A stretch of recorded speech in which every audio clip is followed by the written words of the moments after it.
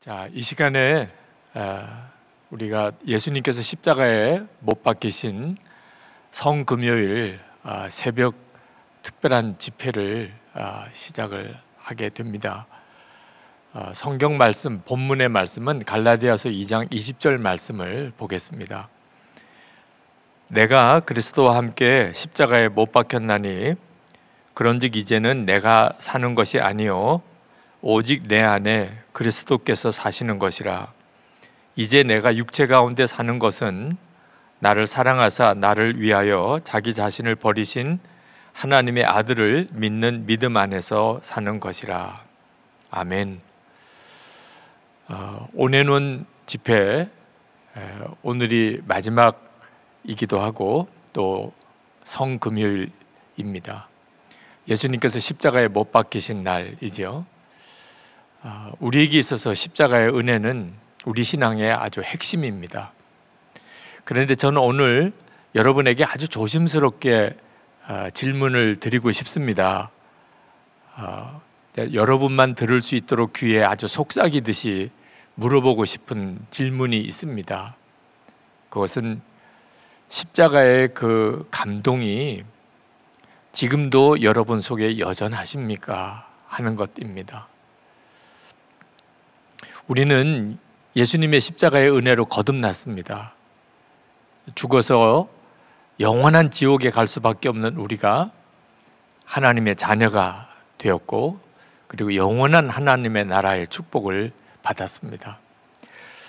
자, 문제는 이렇게 우리가 거듭났다는 사실을 우리 주변에 있는 사람들도 다 아느냐 하는 것입니다.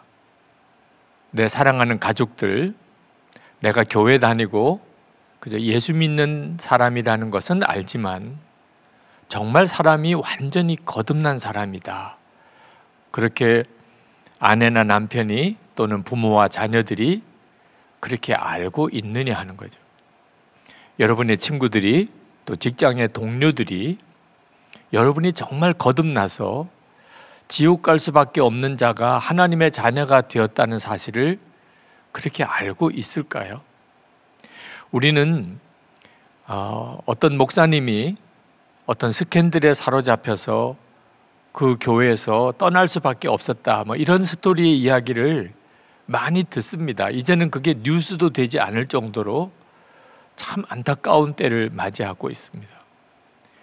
어떤 교회가, 교인들 사이에 분란이 일어나서 교회가 쪼개질 수밖에 없는 형편이 되었다, 그런 이야기도 많이 듣습니다. 예수님의 십자가의 복음과 그 은혜를 몰라서 그런 것일까요? 그렇지 않은데도 우리가 거듭났다, 우리가 정말 예수 믿고 완전히 사람이 바뀌었다 하는 사실을 하나님만 아시고, 그리고는 아무도 알지 못하는 이런 처지가 되었다는 사실이 너무 당황스럽지 않습니까? 달라스 윌라드가 쓴 하나님의 모략에 보면 그 하버드 대학교에 남미 출신 어떤 여학생이 스스로 자퇴를 한 이야기가 나옵니다. 하버드 대학교에 들어갔는데도 그 여학생이 아르바이트를 하는데 어느 백인 청년이 그에게 아주 성적인 모멸감을 주는 행동을 하고, 그리고 인종차별적인 언행을 해서 모욕을 준 학생이 있었습니다. 근데 이 여학생이 나중에 알아보니까 그 백인 학생이 윤리라고 하는 그런 학과에 최고의 성적을 얻은 학생이더라는, 충격을 받았어요. 이 하버드 대학교 안에서 윤리라고 하는 어떤 학과에 저렇게 뛰어난 성적을 얻은 학생이 자기에게 인종차별적인 언행과 성적인 모멸감을 주는 행동을 할 수 있다, 그 사실에 대해서 도무지 받아들여질 수가 없었어요. 그래서 스스로 그 학교를 자퇴하고 맙니다. 여기서 공부해서 뭐 하나 하는 생각이 들었다는 거죠. 저는 이 이야기가 지금 현재 예수를 믿는 우리들의 모습을 그대로 상징적으로 보여주는 일이라고 생각이 듭니다. 예수를 믿으면 진짜 사람이 변하는 것일까요? 예수를 믿은 성도들의 교회 공동체는 정말 세상과 완전히 구별된 천국 공동체인가요? 만약에 그렇지 않다면, 그저 예수 믿은 것과 예수 믿지 않은 것이 죽고 난 다음에 그 사람이 천국 가는 것 정도 이상은 아무것도 다를 게 없다면 과연 복음이 그런 것일까요? 예수님의 십자가의 복음이 그 정도밖에 되지 않는 것일까요? 이것이 오늘 우리들에게 있어서 매우 심각한 질문이 되는 것입니다. 오늘이 성금요일이기 때문에, 예수님이 십자가에 달려 죽으신 바로 그날이기 때문에 이 질문이 더욱 우리 마음을 깊게 파고드는 것입니다. 예수님께서는 1만 달란트 탕감받은 종의 이야기를 하셨습니다. 그는 상상이 안 되는 많은 빚을 탕감을 받았습니다. 그러나 자기에게 빚진 아주 소액의 빚을 진 사람의 빚을 그는 탕감해 주지 않았습니다. 그로 인해서 그는 자기가 탕감받은 그 거액의 빚을 다시 갚아야 되는 처지가 되고 말았습니다. 예수님께서 비유로 말씀하신 이 비유가 지금 현재 우리 한국에 있는 그리스도인들이 들어야 되는 비유가 아닐까요? 우리는 예수님의 십자가에서 상상이 안 되는 속죄의 은혜를 받았습니다. 그런데 우리는 우리의 삶에서 다른 사람을 용서하는 일 대단히 힘들어합니다. 그러니까 우리 크리스찬 공동체 안에, 교회 안에도 끊임없이 서로 비판하고 서로 다투고 갈라지고 용서하지 못하고 사랑하지 못하는 일이 벌어지고 있는 거죠. 도대체 우리가 받은 십자가의 은혜는 어떤 은혜길래 우리를 이렇게 밖에는 못 만드는 것입니까? 저는 십자가의 은혜, 그 십자가의 이야기가 남의 이야기에 불과할 경우에는 이렇게 될 수밖에 없다고 생각이 듭니다. 목사가 고난주간 설교하기가 참 어렵습니다. 왜냐하면 너무 뻔한 이야기를 해야 되니까요. 목사도 그렇고 그 설교를 듣는 교인들도 참 쉽지 않은 때가 이 고난주간입니다. 몰랐던 이야기를 들어야 흥미라도 생기죠. 똑같은 내용의 설교를 언제까지 해야 되고 언제까지 들어야 되는 겁니까? 그런데 이 고난주간 설교가 힘든 것, 또 설교를 듣는 것도 힘든 것은 똑같은 이야기이기 때문에 힘든 게 아니라는 겁니다. 똑같은 이야기라도 그것이 자기 이야기일 경우에는 매번 들어도 새롭습니다. 남의 이야기니까 2번 들어도 3번 들어도 벌써 지루해지는 거죠. 결과도 뻔히 알고 내용도 다 아는 내용들입니다. 예수님을 영접하면, 그러면 예수님께서 나의 죄를 위하여 십자가에 죽으셨다 하는 것을 믿는 것만 예수님을 영접하는 게 아닙니다. 예수님을 정말 영접했다는 말은 예수님과 한 몸이 되었다는 것입니다. 예수님께서는 그 사람 안에 거하시고 그 사람은 예수님 안에 거하는, 예수님과 완전한 연합을 이루었다는 것이 바로 예수님을 영접했다는 것입니다. 그것이 진짜 예수님을 믿는다는 것입니다. 완전히 생명이 바뀐 거죠. 나의 생명이 이제 예수님의 생명으로 바뀐 것이 예수님을 믿는 것입니다. 그때 십자가는 더 이상 남의 이야기가 아닌 것입니다. 자기 이야기인 거죠. 십자가는 예수님만 죽은 십자가가 아닙니다. 예수님과 내가 한 몸이 되었으니까 나도 죽은 십자가가 되는 거죠. 전도하다 보면 예수님께서 십자가에 죽으셨는데 왜 내 죄가 사함을 받았느냐, 그런 질문을 받을 때가 있습니다. 그때 여러분들은 어떻게 대답을 하십니까? 그냥 믿으세요. 믿으면 구원받습니다. 안타깝게도 많은 분들이 그냥 그 정도의 대답만 하고 맙니다. 여러분, 정확하게 복음을 이해할 수 있어야 합니다. 왜 예수님이 십자가에 죽으셨는데 내 죄가 사함을 받은 거죠? 예수님께서 십자가에 죽으셨을 때 우리의 죄가 사함을 받은 것은 우리도 십자가에서 죽었기 때문입니다. 이것이 정말 놀라운 십자가의 복음입니다. 예수님이 십자가에 죽으실 때 우리도 예수님과 연합하여 예수님과 함께 죽었다고 성경은 분명히 말하고 있습니다. 로마서 6장 3절에 무릇 그리스도 예수와 합하여 세례를 받은 우리는 그의 죽으심과 합하여 세례 받은 줄을 알지 못하느냐. 그래서 사도 바울은 갈라디아서 2장 20절에서 그렇게 고백을 한 겁니다. 내가 그리스도와 함께 십자가에 못 박혔나니 그런즉 이제는 내가 사는 것이 아니요 오직 내 안에 그리스도께서 사시는 것이라. 이것이 바로 예수님을 정말 정확하게 믿는 신앙의 고백인 것입니다. 그래서 예수님이 십자가에 죽으셨는데 내 죄가 사함을 받는 거죠. 예수님만 십자가에서 죽으신 게 아닌 것입니다. 십자가에서 사도 바울도 죽었고 저도 죽었고 여러분도 죽었습니다.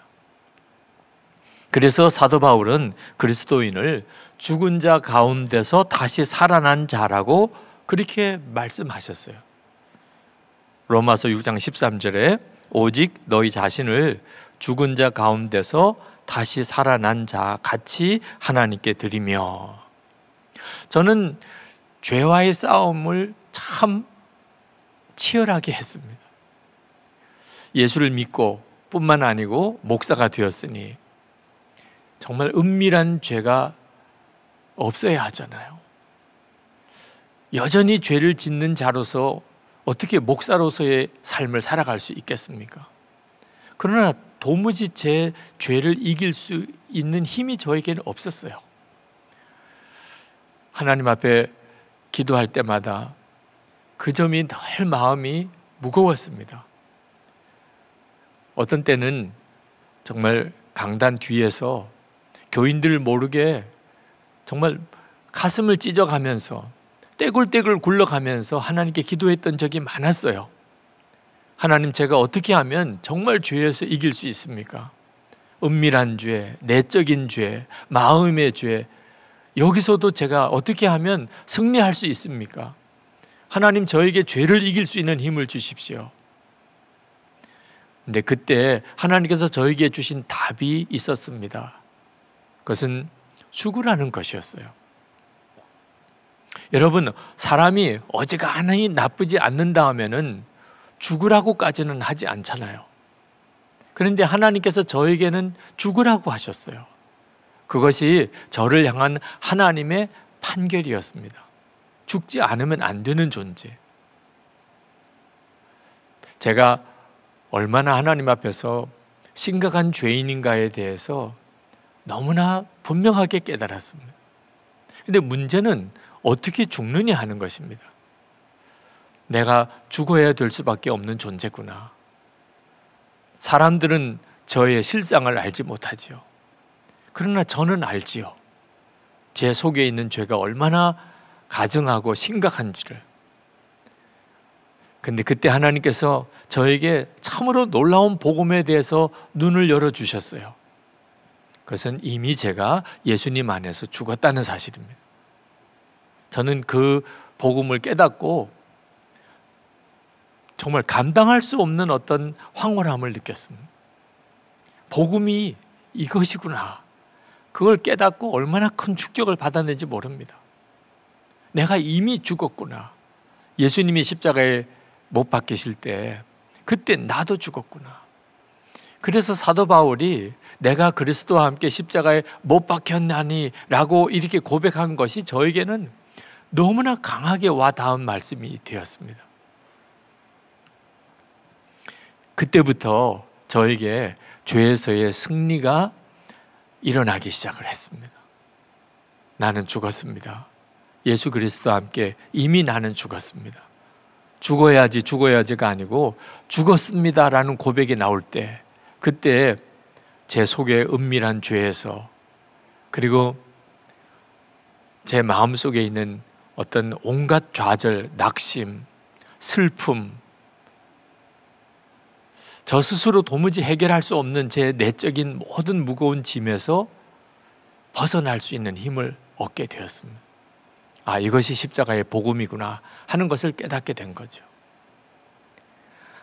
많은 분들이 나는 죽고 예수로 산다는 것이 힘들다고 말합니다. 그렇지 않습니다. 완전히 반대로 알고 있는 겁니다. 나는 죽지 않은 채 하나님의 말씀대로 살려는 게 그게 힘든 거예요. 나는 죽지 않았는데 예수 믿는 사람답게 살아보려니까 그게 정말 견딜 수 없는 좌절과 낙심과 고통이 되는 것입니다. 여러분, 만약 여러분의 인생이 답답하기만 하다면 이유가 뭔지를 아셔야 합니다. 여러분 자신의 죽음을 받아들이지 않은 채 여러분이 잘 살아보려고 애를 쓰니까 그런 것입니다. 여러분 가정에 행복하지 않습니까? 그렇다면 이유는 하나밖에 없습니다. 여러분 자신이 죽지 않은 상태에서 가정이 행복하기를 바라니까 결과가 그렇게 되는 것입니다. 여러분 직장에서 일터에서 힘들고 실패하고 남에게 짐만 되고 있습니까? 이유는 하나입니다. 여러분이 일터에서 자아가 죽지 않은 사람으로 그렇게 살아가고 있기 때문에 삶의 결과가 그렇게 되는 것입니다. 여러분 정말 주에서 이기고 싶습니까? 여러분 정말 항상 기뻐하고 범사에 감사하는 사람이 되고 싶습니까? 여러분 정말 믿음과 소망과 사랑이 항상 있는 그 사람이 되고 싶습니까? 여러분 정말 주님과 동행하는 삶을 살고 싶습니까? 여러분 정말 살아있는 기도를 드리는 그런 성도가 되기를 원하십니까? 세상의 소금과 빛이 되기를 원하십니까? 많은 사람들을 옳은 대로 인도하고 구원하기를 정말 원하십니까? 여러분의 가정이 다 구원받기를 정말 원하십니까? 여러분 직업이나 사업을 통해서 여러분이 정말 하나님의 일을 하기를 원하십니까? 하나님을 바라보고 하나님의 나라를 보고 그렇게 살아가기를 여러분 정말 원하십니까? 그렇다면 십자가 하나면 충분합니다. 우리에게 이런 구원의 삶을 주시려고 예수님께서 십자가에 죽으신 것입니다. 그리고 우리도 예수님과 함께 죽게 하신 것입니다. 우리가 할 일은 내가 예수님과 함께 이미 십자가에서 죽었고 이제는 예수님께서 내 생명이 되셨다. 이 사실을 정말 분명하게 믿고 그리고 그 믿음을 고백하는 삶을 사는 것입니다. 자아가 죽은 것을 주님께서는 하늘의 밀이 땅에 떨어져 심기우는 것을 비유로 설명하셨습니다. 여러분 씨앗을 보시죠? 그 씨앗 자체로서는 얼마나 사실 보잘것없고 작습니까? 그러나 그 씨앗이 만약에 땅에 심겨지지 않은 채로 있다면 1년이 지나도 10년이 지나도 100년이 지나도 1000년이 지나도 그대로입니다. 죽지 않았다는 것이 그걸 상징적으로 보여주는 거죠. 그러나 그 씨앗이 봄에 땅에 심기우면 그러면 놀라운 일들이 벌어지기 시작합니다. 여러분 씨를 땅에 심은 것을 시체를 땅에 묻은 것에 비유하지는 않습니다. 여러분 씨를 심은 곳을 무덤이라고 말하지 않잖아요. 우리의 화단이나 또는 밭에 씨를 뿌리는 거죠. 그리고 나면 때를 지나서 거기서 싹이 나고 그리고 줄기가 나오고 그리고 잎이 피고 꽃이 피고 그리고 열매가 맺습니다. 우리가 예수 그리스도의 십자가 안에서 경험하는 그대로입니다. 우리가 예수님과 함께 이미 죽었음을 진짜 믿고 그리고 고백하게 되면 그러면 예수님으로 사는 부활의 삶을 우리가 우리의 삶 속에서 보게 되는 것입니다.